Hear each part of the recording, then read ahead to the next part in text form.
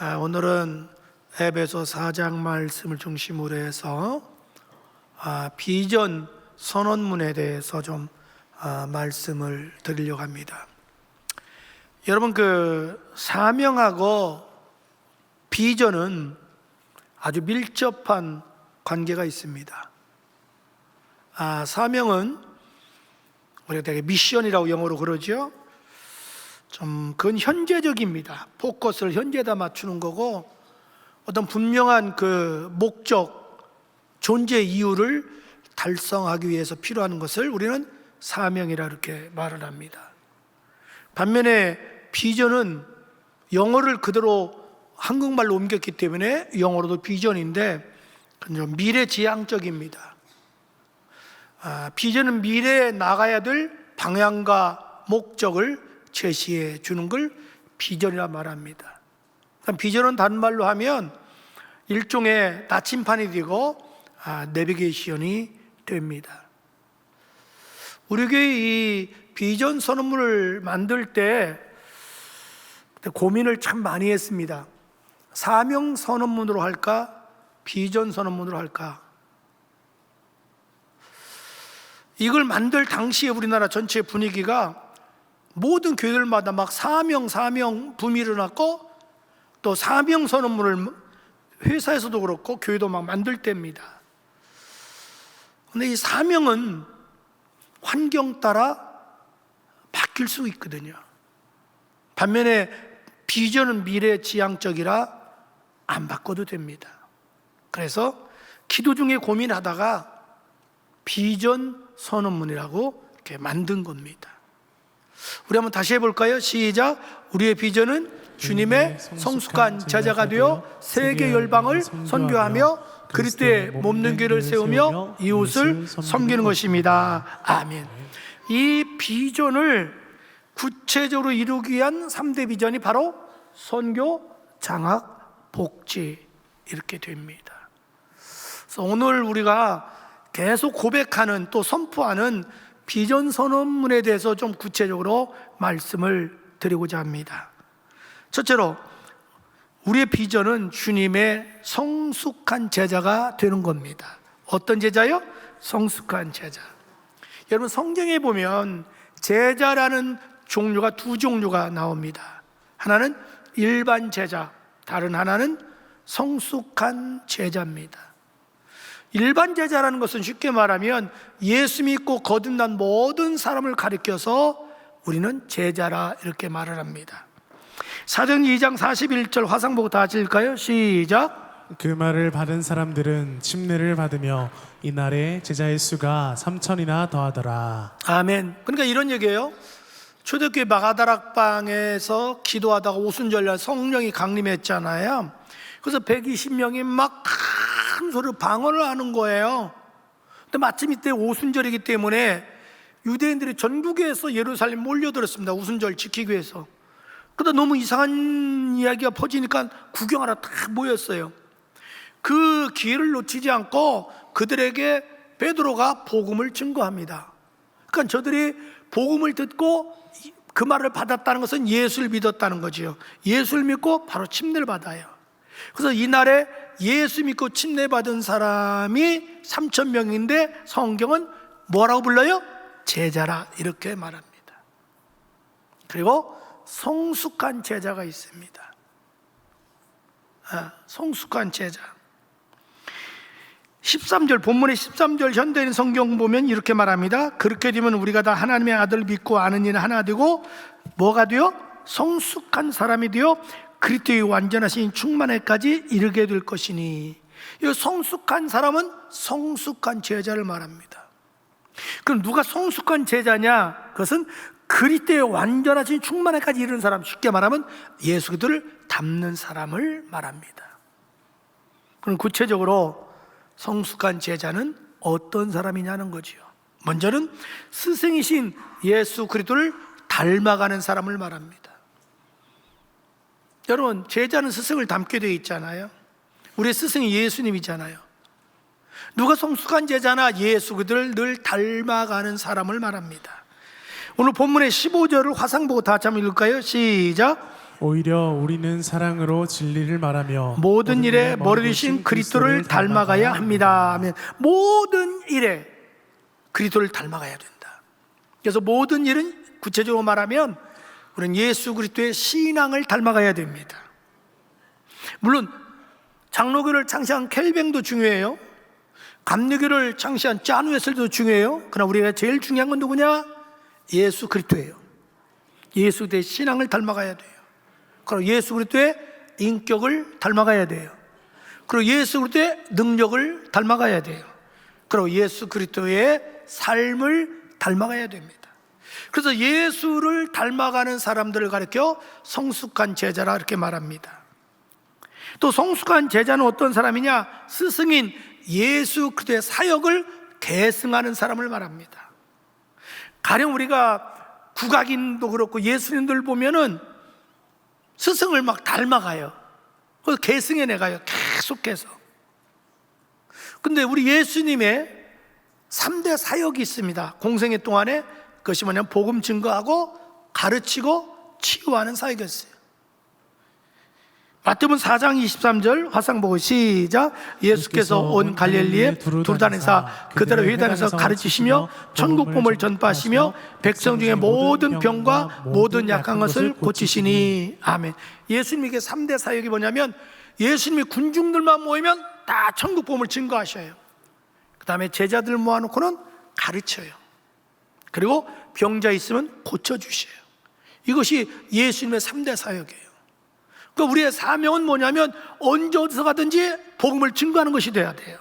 그리고 가르치는 사람이 돼야 돼요. 그 다음에 다른 사람을 신방에서 격려하고 좀 위로해주고 세워주는 사람이 돼야 돼요. 그게 치유사역이에요. 그럼 우리가 어떻게 해야 주님의 성숙한 제자가 될 수 있을까요? 그것은 먼저 스승인 예수 그리스도를 깊이 있게 알아야 됩니다. 우리가 스승을 잘 모르는데 어떻게 그 사람을 닮아가요? 예수님을 깊이 있게 알 수 있는 방법은 하나밖에 없어요. 성경 말씀을 많이 제대로 알아야 됩니다. 왜냐하면 성경이 66권이 예수 그리스도가 누군지 가르쳐주고 있기 때문에 그렇습니다. 요한복음 5장 39절 화상 보고 시작. 너희가 성경에서 영생을 얻는 줄 생각하고 성경을 연구하거니와 이 성경이 곧 내게 대하여 증언하는 것이니라. 아멘. 그러니까 성경 66권이 다 예수에 대한 얘기라는 거죠. 여러분 창세기 보면 다 예수 얘기예요. 가령 사람이 타락했을 때에 아담하가 범죄했을 때 하나님이 짐승을 잡아서 가죽 옷을 입혔잖아요. 그게 최초의 복음이에요. 그 다음에 성막에 보면요 하늘설까지 다 예수의 성막의 모든 것들이, 구약의 선지자들이 한결같이 얘기한 메시아가 바로 예수예요. 신약은 예수, 오실 예수. 그래서 여러분들이 교회 와서 정말 다른 건 몰라도 한 가지, 예수 만나야 돼요. 예수 안 만나면 그날 실패한 거예요. 뭐 기도가 됐든 찬양이 됐든 예배가 됐든 봉사가 됐든 어디든지 뭘 통해라도 우리는 예수 만나야 돼요. 예수 만나야 돼요, 여러분들. 또 어떻게 우리가 성숙한 제자 될 수 있을까요? 그것은 예수 그리스도를 닮기 위해서 끊임없이 여러분 훈련해야 돼요. 훈련 없이는 사람은 안 변합니다. 많은 교회들이 성경 공부를 합니다. 그런데 훈련은 안 합니다. 왜? 힘들으니까. 교인들이 안 하려고 하니까. 그는 훈련한 만큼 가치가 있잖아요. 운동선수가 훈련한 만큼 가치가 있잖아요. 예수님들이 훈련하는 것만큼 가치가 있잖아요. 국악인들이, 판소리하는 사람들이 엄청나게 여러분 훈련합니다. 피를 토할 정도로. 그래서 득도하게 돼요. 자기 스승을 닮게 돼요. 우리가 예수를 닮는다는 것이 단순하게 지식만 가지고는 안 됩니다. 끊임없이 훈련해야 돼요. 그럼 어떻게 훈련하는 것이 효과적이냐는 거지요. 그것은 소그룹으로 훈련해야 됩니다. 그 예수님의 방법입니다. 예수님이요 막 군중 앞에 설교하잖아요. 그 다음에 이제 제자들하고 돌아오면 제자들이 꼭 질문에 모르니까 그럼 예수님이 그 질문에 답해줘요. 소그룹입니다. 저도 제자 훈련해 보면요 10명 이상 넘으면 힘들어서 안 됩니다. 제자 훈련이 안 돼요. 그래서 제자 훈련은 소그룹을 해야 되는 거예요. 전에 이렇게 우리 교회 역사를 보면 제가 어떤 때는 1년에 2명 놓고도 제자 훈련을 해요. 근데 그게 진짜거든요. 근데 많은 그 교회 목회자들이 좀 실패하는 이유 중에 하나는 한 사람의 가치를 소중히 여기질 않는 거예요. 괜히 한 사람 놓고 왜 시간을 낭비하냐는 거지. 아니에요.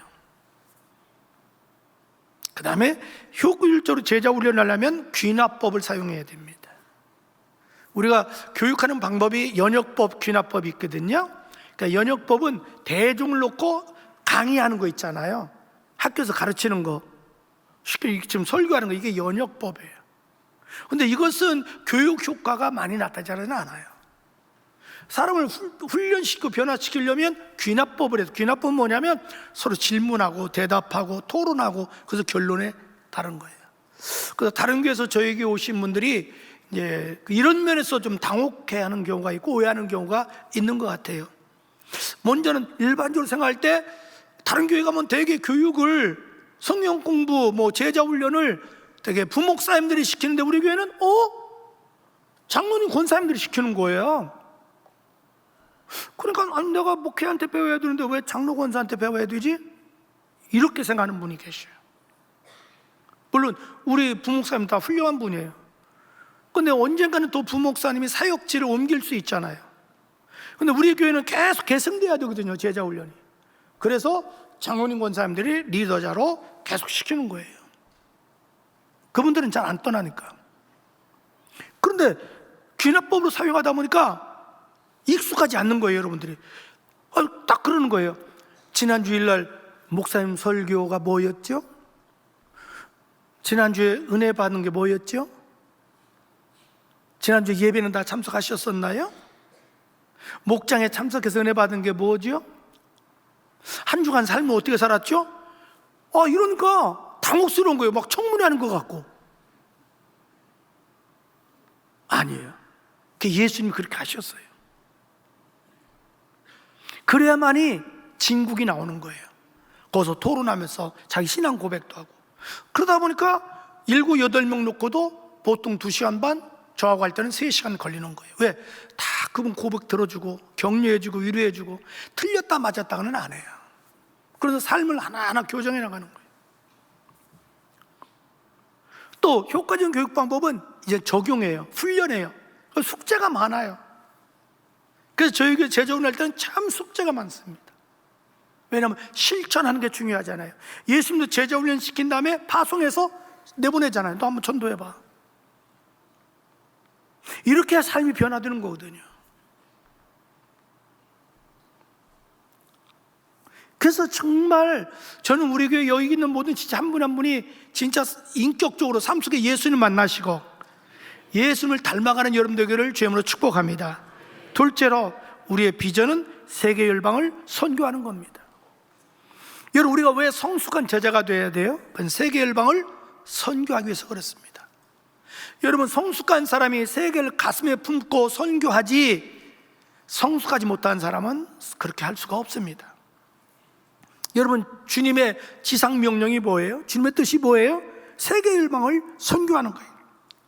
사도행전 1장 8절 화상보고 다 같이 읽어요. 시작. 오직 성령이 너희에게 임하시면 너희가 권능을 받고 예루살렘과 온 유대와 사마리아와 땅끝까지 이르러 내 증인이 되리라 하시니라. 땅끝까지 이르러 내 증인이 되리라. 세계 열방을 선교하라는 거죠. 그래서 여러분, 세계 열방 우리가 선교하는 것은 우리의 본질이지, 신앙의 본질이고 교회의 본질이지 그건 사업이 아닙니다. 그래서 이 교회를 질 때에 아예 다목적시라고 본당 앞에 세계 지도를 아예 고정적으로 해놓은 이유가 바로 그거예요. 이걸 보면서 여러분의 마음을 넓히라는 거예요. 생각을 넓히라는 거예요. 비전을 가지는 거예요. 주님, 저는 세계 열방을 위해서 나를 써 주옵소서. 나를 축복해 주옵소서. 승진하게 도와주옵소서. 성공하게 도와주옵소서. 잘되게 하여 주옵소서. 왜? 그 목적이 세계 열방을 선교해서 한 영혼이라도 더 구원시켜야 되기 때문에 그렇습니다. 그럼 구체적으로 세계 열방 선교에서는 뭐가 필요하느냐? 여러분, 기도가 필요해요. 기도는 전 세계를 움직일 수 있습니다. 여러분, 기도하는 건 내가 조금만 노력하면 돼요. 그래서 우리 세계 열방을 위해서 기도해야 돼요. 그 다음에 물질, 헌금이 필요합니다. 헌금 없이는 세계 열방 선교할 수가 없습니다. 빌립보서 4장 18절 19절 내게 모든 것이 있고 풍부한지라 에바브라티도편에 너희가 준 것을 받음으로 내가 풍족하니 이는 받으실 만한 향기로운 제물이요 하나님을 기쁘시 한 것이라. 나의 하나님 그도 예수 안에서 영광 가운데 그 풍성한 대로 너희 모든 쓸 것을 채워주시리라. 그러니까 빌보 교회가 바울이 개척했잖아요. 개척교회예요. 아직 그렇게 자립한 교회도 아니에요. 그런데 바울 사도가 다른 지역으로 선교한다고 하니까 자기 나름대로는 힘껏 헌금을 걷어가지고 주는 거예요. 그래서 이걸 선교헌금을 가리켜 뭐라 하냐면 향기로운 제물이다, 하나님을 기쁘시게 하는 것이다, 이렇게 말을 합니다. 여러분, 우리 신앙은요 하나님을 기쁘시게 하는 그 신앙인 줄로 믿습니다. 그런 사람에게 축복 준다는 거죠. 그러나 세계를 선교하는 방법은 우리가 직접 단기, 장기 선교사에 참여하는 거예요. 여러분, 지금 전 세계 우리나라 나가 있는 선교사들이 반절은 제가 알기로 평신도들입니다. 얼마나 여러분 선교할 수 있어요. 지금 우리 교회가 이번에 8월인가 인도네시아에 선교 가잖아요. 여러분 참여해 보십시오. 비전이 생겨요. 꿈이 생겨요. 왜 선교해야 되는지 그걸 체험하게 돼요. 제가 담임 목사님께 그걸 한번 제안했었어요. 목사님, 내년에는 국내 선교해 보면 어떨까요? 가령 우리 교회가 지금 주보에 보면 개척교회 선교하는 교회 많잖아요. 그 중에 몇 교회를 택하는 거예요, 미리. 그래서 어느 날을 잡아서 금토 주일날 전 교인들 나눠서 전부 다 선교로 보내는 거예요. 거기서 전도하고 막 여러 가지 다 재능을 해서 섬기고 주일날 거기서 예배드리고 거기다 헌금하라는 거죠. 그래서 부득이해서 못 가는 사람만 여기서 부목사님이 설교하라는 거죠. 여러분, 흥분 안 돼? 아니, 우리 교회가 그렇게 되면 얼마나 좋아요? 아니, 왜 이게 이런 일을 안 해? 해야지. 그래서 우리가 그렇게 선교할 수 있어요. 여러분, 선교는요 본질이에요. 사업이 아니고 선택도 아니에요. 저는 여러분이 늘 선교의 사람 되기를 주님으로 축복합니다. 셋째로, 우리의 비전은 그리스도의 몸된 교회를 세우는 것입니다. 여러분, 우리가 왜 성숙한 제자가 되어야 돼요? 그건 그리스도의 몸된 교회를 세우기 위해서, 쉽게 말하면 성장시키고 부흥시키기 위해서 그렇습니다. 자, 12절 화상 보고 다시 한번 읽어볼까요? 시작. 이는 성도를 온전하게 하여 봉사의 일을 하게 하며 그리스도의 몸을 세우려 하심이라. 아멘. 11절에 보면 직분의 은사가 나와요. 직분의 은사 중에 목사와 교사를 은사로 얘기하고 있어요. 그러니까 목사, 교사 세운 이유가 뭐냐는 거죠. 그건 성도들을 훈련시켜서 온전한 사람은 퍼펙트가 아니에요. 성숙한 제자를 만들어서 그들로 하여금 봉사일을 하게 하라는 거예요. 직분과 재능 따라 은사 따라 교회를 봉사하게 해서 교회를 세우게 함이라, 부흥시키기 위함이다, 이렇게 말해요. 여러분, 에베소서는 교회론이라고 그래요. 왜? 교회를 집중적으로 다룬 것이 에베소서예요. 에베소서 보면 교회를 세 가지로 비유해요.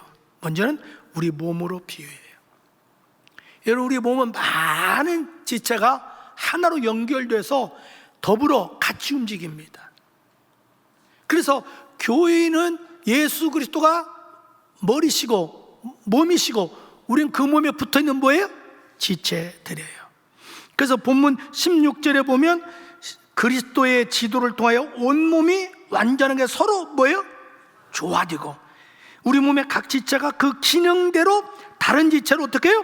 도와서 온몸이 건강하게 자라 사랑으로 그 몸 교회를 세우려 합니다. 그러니까 재능과 은사 따라 모든 교회는 하나가 되어야 된다는 거예요. 더불어 같이 참여해야 된다는 거예요. 내 몸에 장애라는 건 뭐냐? 한 기능이 마비된 걸 장애라고 그래요. 여러분이 교회에 적극적으로 참여하지 않고 그냥 예배드리면 갔다 어디 소속도 안 됐다, 주소만 영적인 장애입니다.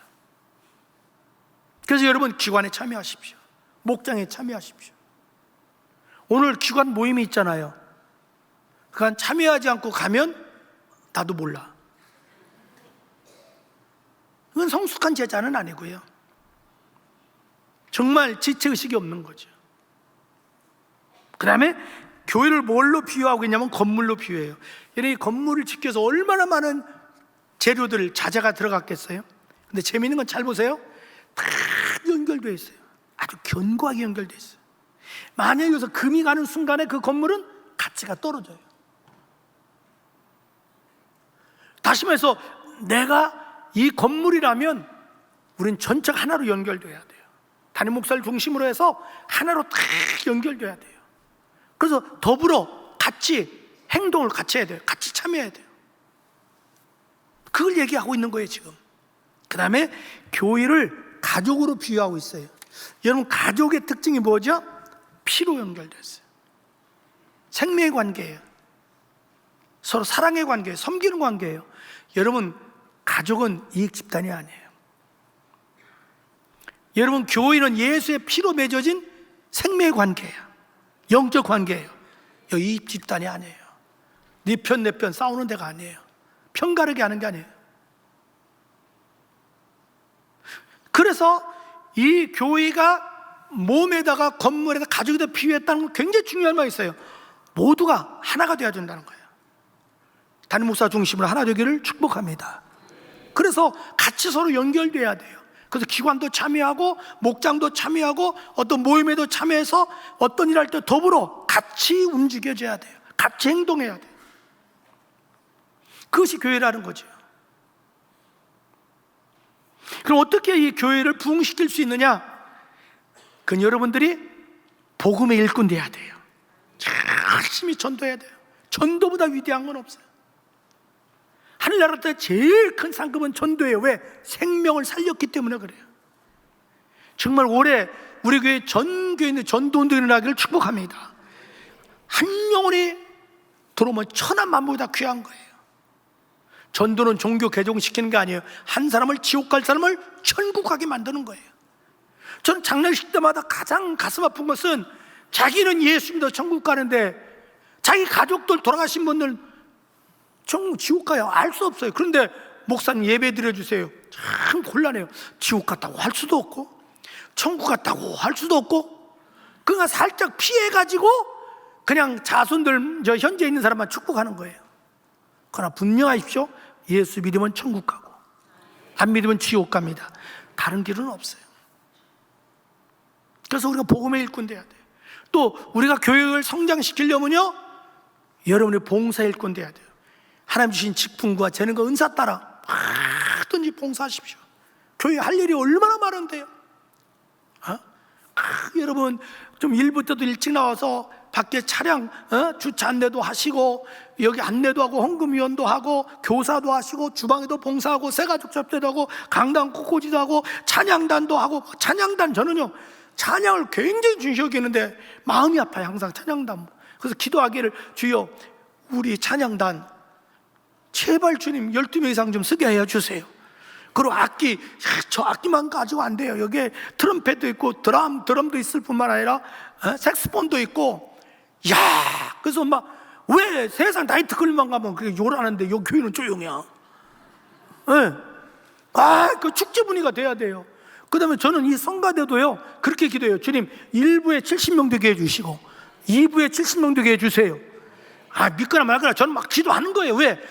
나는 기도하는 건 내 자유고 주시는 건 주님의 자유니까. 그러나 비전과 꿈은 가져야 될 거 아니에요. 찬양단이 막 여기 안 쓰고 보면 마음이 아파. 사실은 막 서로 여기 쓰려고 오디션 해야 돼요. 그래서 보컬이 12명 돼야 된다고. 1부 12명, 2부 12명. 이거 얼마나 하늘나라 가면 찬양밖에 없어요. 재능 따라 막 봉사해야 돼요. 아동도 학생도 봉사 시킬 수 있어요. 예배 마치고 학생들에게요 자리 정돈하는 거 가르치는 것도 봉사예요. 휴지 줍게 하는 것도 그것도 봉사예요. 어렸을 때도 봉사를 시켜야 돼요. 그리고 우리는 양육의 일꾼 돼야 돼요. 많은 분들이요 교사를 해야 돼요. 유아부 교사, 영아부 교사, 유치부 교사, 아동부 교사, 학생부, 대학부 교사해야 돼요. 그리고 많은 분이 목자로 헌신해야 돼요. 또 제자훈련 리더로 헌신해야 돼요. 대한민국이 이렇게 된 건 교육열 때문에 그래요. 한국 한국교회가 살 수 있는 것은 이 교육열이 올라와야 돼요. 여러분, 우리나라가 지금 교육이 다음 세대 교육 안 하면 불과 10년 15년 가면 구라파처럼 텅텅 교회가 비게 돼요. 우리 도한지구에 얼마나 젊은 사람들이 많이 살아요. 그래서 여러분, 부탁이 교사 좀 하세요. 교사하세요. 난 장로님 권사님들이 다 교사했으면 좋겠어. 사랑만 있으면 돼요.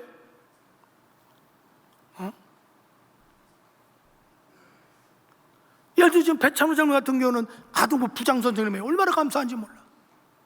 이창훈 장로님은 학생부 그 부장을 해요. 근데 이 양반은 좀 개인 얘기해서 죄송한데 아이들 볼 때마다 1,000원을 많이 받고 1,000원짜리를 하나씩 줘. 그러니까 애들이 다른 사람 몰라도 이창종 장로는 알아. 1,000원씩 주니까. 그래서 내가 그래서 좀 인상 좀 해야. 왜냐면 지금 동전이 귀한 시대예요. 그럼 1,000원 주면 까먹잖아. 그럼 헌금도 해야 되잖아. 그러니까 한 2,000원 줘서 1,000원은 네가 까먹고 1,000원 헌금이야. 만약 우리 교회 장로님 권사님들 이렇게 한다면요, 애들 오지 말라고 해도 지들이 다 와요. 근데 잘 보세요. 요즘은 아이들이 귀하잖아요. 아이들이 부모들을 우상해요. 아이들이 오면 부모들 자동으로 다 와요. 이해가 안 가요. 왜 그런 비전과 꿈이 없냐고요. 그래서 교회가 다음 세대를 위해서 예산도 과감하게 투자하고 여기 장로님 권사님들 교회 중진들이 다 교사하고 그래야 돼요. 그리고 목자해야 돼요. 넷째로 우리의 비전은 이웃을 섬기는 것입니다. 여러분, 우리가 왜 성숙한 제자가 되어야 되느냐? 이웃을 섬기기 위해서 그래요. 여러분, 어린아이는 섬기지 못해요. 성숙해야 섬길 수 있어요. 여러분, 주님이 우리에게 주신 명령이 뭔 줄 아십니까? 또 예수님 왜 오신 줄 아십니까? 섬기기 위해서 오셨습니다. 마음은 10장 45절 다 같이 시작. 인자가 온 것은 섬김을 받으려 함이 아니라 도리어 섬기려 하고 자기 목숨을 많은 사람의 대속물로 주려 함이니라. 아멘. 여러분, 우리의 스승인 예수님이 섬겼으면 우리도 섬겨야 되잖아요. 그래서 요한복음 13장 14절 15절 봅시다. 시작. 내가 주와 또는 선생이 되어 너희 발을 씻었으니 너희도 서로 발을 씻어주는 것이 옳으니라. 내가 너희에게 행한 것 같이 너희도 행하게 하려 하여 본을 보였노라. 아멘. 예수님이 제자들의 발을 씻겼어요. 섬겼어요. 너희도 이와 같이 하라고 그랬어요. 여러분, 제자 훈련하는 사람이라면 당연히 섬김이 몸에 배야 돼요. 여러분, 좀 조심스러운 얘기입니다만은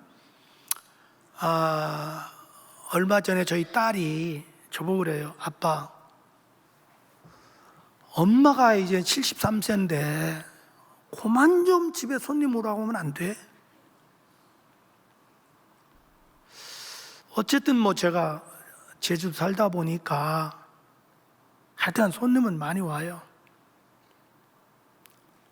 작년 여름에 전교요금이 60만 원 나왔다면 믿겠습니까? 워낙 더우니까 오셔가지고 아침에 일찍 해수욕장 갔다가 11시면 들어와. 그리고 하루 종일 안 나가. 다 에어컨 틀어놓고 있는 거야. 작년 겨울에는 저희가 제주도는 LPG를 씁니다. 100만 원 나왔더라고요. 근데 저는 내 마음에 그게 있어요. 우리 교회는 제자 훈련하는 교회잖아요. 섬김이 있어야죠.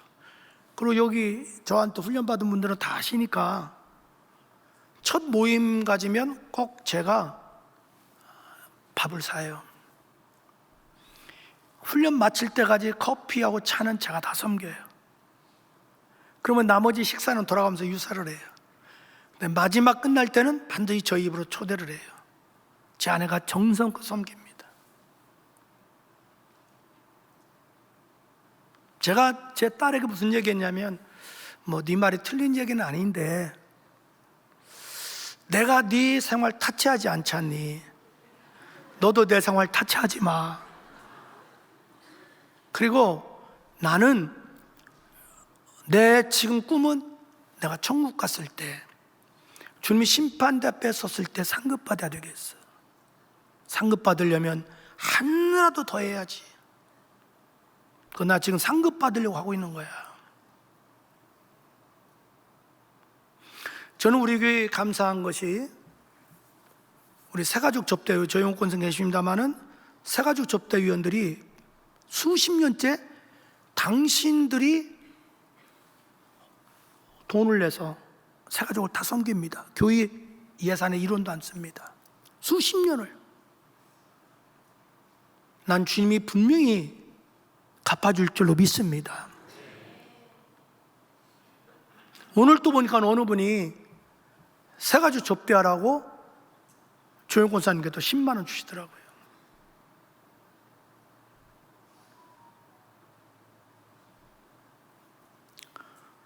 이미 우리 교인들 아실 분은 알지만 저는 우리 아이들 훈련시키려고 결혼할 때까지 명절 때 되면 교인들이 섬기잖아요.